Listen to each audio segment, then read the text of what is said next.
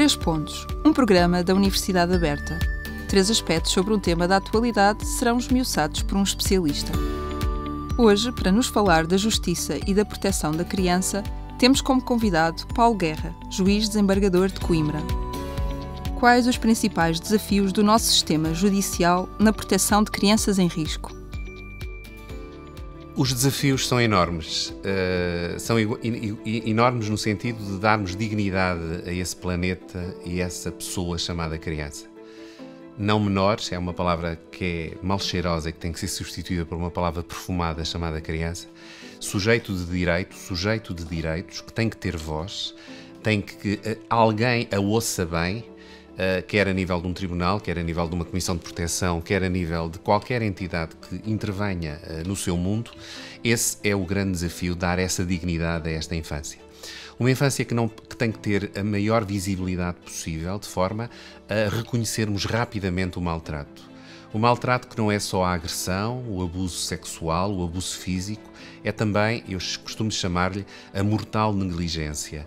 Aqueles pais ou aqueles cuidadores que não cuidam, ou pelo menos cuidam à segunda, à terça e à sexta, e relativamente aos outros dias esquecem-se que tem de facto uma pessoa de palmo e meio que não é candidata à cidadania, é já cidadão desde o momento em que nasce.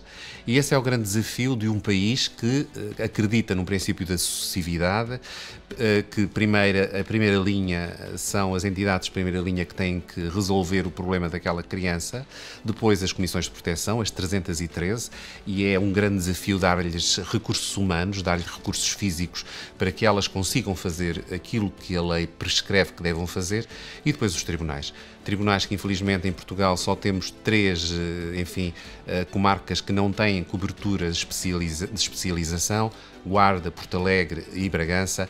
É a altura de estendermos toda a especialização a todo o país e não ficarmos só por todas as outras. Estas três comarcas também merecem especialização ao nível do direito da família e das crianças. Como podemos humanizar a justiça no contacto com as crianças, respeitando-as e aos seus processos? Várias pistas podemos seguir. Naquela tarefa de ouvirmos uma criança, preparar os settings, preparar as salas de audição, que não devem ser salas de audiência, onde as crianças se sintam de facto que os tribunais lhes deem um colo, quer os tribunais, quer as 313 comissões de proteção deste país. Portanto, uma audição que seja ativa, que seja terna, que lhe dê colo, e eu não me canso de falar na frase que os colos colam os cacos, e às vezes as crianças, quando chegam aos tribunais, vêm de facto cheias de cacos. E é importante darmos esse sinal de afeto, porque eu acredito que o futuro vai ser feito não tanto pelas descobertas da ciência, mas mais pelas descobertas dos mecanismos dos afetos. E é curioso que há uma senhora que se chama Mirta Schockler que nos ensina que o importante é de facto o afeto, porque tudo o resto, e ela curiosamente chama em habilidades como a memória, a criatividade, o raciocínio, tem uma relação direta com o afeto que a criança vive em família, na escola e depois em qualquer instituição pública que tome conta do seu caso. Que alterações legislativas ou práticas considera prioritárias para tornar a justiça infantil mais célere e sensível? Tenho escrito sobre isso, tenho algumas sugestões possíveis. A última que tenho estado a pensar cada vez mais era a altura da Lei de Promoção e Proteção estabelecer prazos perentórios às famílias para se reorganizarem, quando essa reorganização depende só e única e simplesmente deles. O tempo da criança não é o tempo do adulto, vamos esperando tempo demais e por isso às vezes andamos à procura de um tio na Abissínia ou uma avó no Sri Lanka, como se o sangue fosse uma sina para a vida, porque de facto nem sempre o é. E às vezes vamos perdendo a hipótese de poder eventualmente, por exemplo, canalizar esta questão, a criança, para o circuito da adoção. O ano passado tivemos uma grande vitória, que foi o facto de termos subido a idade da adoção para os 18 anos, estava nos 15 anos, que nunca se percebeu porquê, e portanto é uma boa notícia a esse nível.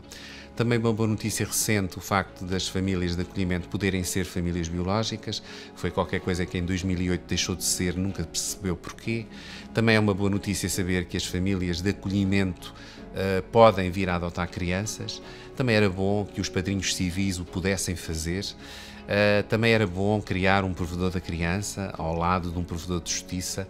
Também era bom colocar no texto da lei e da própria Constituição a necessidade de se ouvir bem uma criança, quer a nível das comissões, quer a nível dos tribunais. A especialização dos tribunais de família em todo o país, especialização também na segunda instância. Os tribunais da relação não têm secções de família e crianças, e também o Supremo Tribunal de Justiça era à altura de também ter uma especialização a este nível. Também esta ideia de que a criança é vítima de violência doméstica mesmo quando só assiste. A necessidade, por exemplo, de se apostar na mediação familiar, no âmbito dos divórcios, e aí eu entendo que a mediação familiar deveria ser uma fase obrigatória prévia à própria entrada do pleito em juízo. A possibilidade também de podermos aumentar os prazos de duração das medidas a executar em meio natural de vida, a prorrogação das medidas a executar em meio natural de vida até aos 25 anos, como hoje existe a nível das medidas de acolhimento ou de medidas de acolhimento residencial. Há um livro que eu e o João Pedro Gaspar lançámos o ano passado e agora já lançámos o segundo tomo, que se chama O que se passa na infância, não fica na infância. Aquela ideia de que as experiências pregressas da nossa infância, as más e as boas, marcam-nos para a vida e moldam-nos enquanto adultos.